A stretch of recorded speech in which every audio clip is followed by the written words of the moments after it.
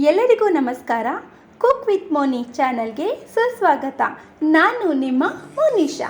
ನನ್ನ channel like ಮಾಡಿ, share ಮಾಡಿ, ಸಬ್ಸ್ಕ್ರೈಬ್ ಮಾಡಿ, ಫಾಲೋ ಮಾಡಿ. ಇದೇ ರೀತಿ ನನ್ನ ವೀಡಿಯೋಸ್ಗೆ ಸಪೋರ್ಟ್ ಮಾಡ್ತಾಯಿರಿ. ಇವತ್ತು ಆಲೂ ಬಟಾಣಿ ಸಾಗು ಹೇಗೆ ಮಾಡೋದು ಅಂತ ನೋಡೋಣ.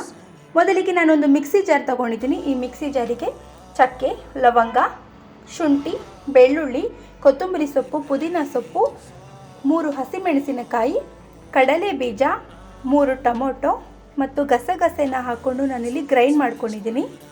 ಇದಾದ ನಂತರ ಒಂದು ಕುಕ್ಕರ್ ಇಟ್ಟು ಅದಕ್ಕೆ ಎಣ್ಣೆ ಹಾಕಿ, ಎಣ್ಣೆ ಕಾದ ನಂತರ ಈರುಳ್ಳಿನ ಕಟ್ ಮಾಡಿ ಹಾಕ್ಕೊಂಡಿದ್ದೀನಿ. ಈರುಳ್ಳಿ ಸ್ವಲ್ಪ ಕಲರ್ ಚೇಂಜ್ ಆದ ತಕ್ಷಣ ನಾನು ಗ್ರೈಂಡ್ ಮಾಡಿದಂಥ ಮಿಶ್ರಣವನ್ನು ಇದಕ್ಕೆ ನಾನು ಸೇರಿಸ್ತಾ ಇದ್ದೀನಿ.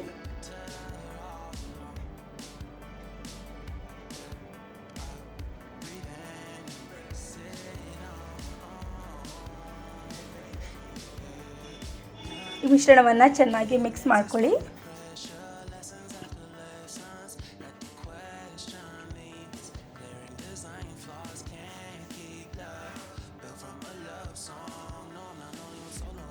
ಇದಕ್ಕೆ ನಾನು ಬಟಾಣಿ ಹಾಕ್ತಿದ್ದೀನಿ ಮತ್ತು ಆಲೂಗೆಡ್ಡೆ, ಬೀನ್ಸು ಮತ್ತು ಸ್ಪ್ರಿಂಗ್ ಆನಿಯನ್ನ ಹಾಕ್ಕೊಂಡಿದ್ದೀನಿ.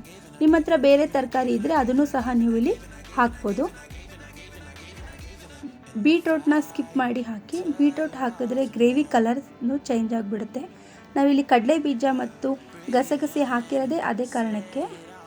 ಗ್ರೇವಿಗೆ ಒಳ್ಳೆ ಕಲರ್ ಬರುತ್ತೆ ಮತ್ತು ಟೇಸ್ಟ್ ಸಹ ಬರುತ್ತೆ. ನಾನಿಲ್ಲಿ ಖಾರಕ್ಕೋಸ್ಕರ ಗರಂ ಮಸಾಲಾನ ಆ್ಯಡ್ ಮಾಡಿದ್ದೀನಿ. ಇದರ ಜೊತೆ ರುಚಿಗೆ ತಕ್ಕಷ್ಟು ಉಪ್ಪು ಹಾಕಿ ಎಲ್ಲವನ್ನು ಮಿಕ್ಸ್ ಮಾಡಿ.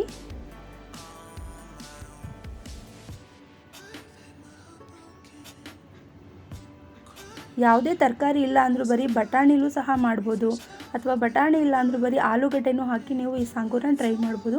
ತುಂಬ ಟೇಸ್ಟಿಯಾಗಿ ಬರುತ್ತೆ. ಈಗ ನೋಡಿ, ನಾನು ಆ ಮಿಕ್ಸಿ ಜಾರ್ನ ಹಾಗೆ ಇಟ್ಟಿದ್ದೆ. ಅದೇ ಮಿಕ್ಸಿ ಜಾರಿಗೆ ಸ್ವಲ್ಪ ನೀರು ಹಾಕಿ ಅದೆಲ್ಲವನ್ನು ಮಿಕ್ಸ್ ಮಾಡಿ ಇಲ್ಲಿಗೆ ಹಾಕಿದ್ದೀನಿ. ಕನ್ಸಿಸ್ಟೆನ್ಸಿ ನೋಡ್ಕೊಳ್ಳಿ. ಇದಕ್ಕೆ ನಾನು ಕಸೂರಿ ಮೇಥಿನ ಆ್ಯಡ್ ಮಾಡ್ತಾಯಿದ್ದೀನಿ. ಇವಾಗ ಕಸೂರಿ ಮೇಥಿ ಹಾಕಿ ಚೆನ್ನಾಗಿ ಮಿಕ್ಸ್ ಮಾಡಿ ಮುಚ್ಚಳ ಮುಚ್ಚಿ 2 ವಿಜಿಲ್ ತಗೊಂಡ್ರೆ ಬಟಾಣಿ ಆಲೂ ಸಾಗು ರೆಡಿ.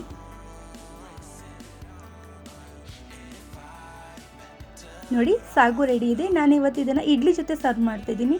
ನೀವು ದೋಸೆ, ಚಪಾತಿ, ಪೂರಿ ಯಾವುದ್ರ ಜೊತೆ ಆದರೂ ನೀವು ಟ್ರೈ ಮಾಡಿ ಹೇಗಿತ್ತು ಅಂತ ಕಮೆಂಟ್ ಮಾಡೋದನ್ನು ಮಾತ್ರ ಮರಿಬೇಡಿ. ನನ್ನ ಚಾನಲ್ನ ಲೈಕ್ ಮಾಡಿ, ಶೇರ್ ಮಾಡಿ, ಸಬ್ಸ್ಕ್ರೈಬ್ ಮಾಡಿ, ಫಾಲೋ ಮಾಡಿ, ಕಮೆಂಟ್ಸ್ ಮಾಡಿ. ಇದೇ ರೀತಿ ನನಗೆ ಸಪೋರ್ಟ್ ಮಾಡ್ತಾಯಿರಿ. ನಾನು ನಿಮ್ಮ ಮನೆಯ ಹುಡುಗಿ ಮೋನಿಶಾ.